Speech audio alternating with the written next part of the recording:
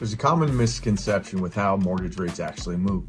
Often a customer will say to me that they want to wait to lock in their interest rate because they heard that the Fed is going to lower the rates next month. I'm hearing that a lot more lately as the Fed is scheduled to meet in September, and most expect that the Fed's going to lower the rates anywhere from 1/4 to 0.5%. The reality is if the Fed lowers the rates by 0.5%, we're not going to wake up the next day with mortgage rates 0.5% lower. Mortgage rates are actually tied to certain bonds in the bond market called mortgage-backed securities. They're bought and sold just like stocks in the stock market are. Side note, if you want to monitor mortgage rates in real time, just look up the 10-year US Treasury note, which is currently around 4%.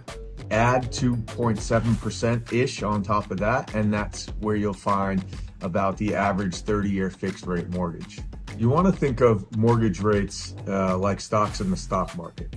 And the more investors that buy mortgage-backed securities, the lower mortgage rates will go.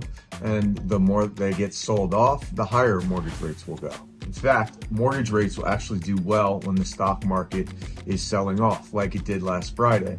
The stock market got crushed and lost about 1,000 points, and mortgage rates as a result dropped about 0.5%. And that's because investors shifted their positions from stocks into bonds. So another rule of thumb is if the stock market is up, chances are mortgage rates are up for the day. And if the stock market's down, chances are mortgage rates are down for the day. So in summary, if the Fed raises or lowers rates, they're not directly raising or lowering mortgage rates, but they are impacting investors' behaviors and what they're going to buy in terms of stocks and bonds. When the Fed does lower or raise the rates, it's directly impacting rates on credit cards, car loans, SBA loans, or home equity line of credits, but not mortgage rates. And take it a step further, chances are that the markets have already priced in what the Fed is going to do well before it did it.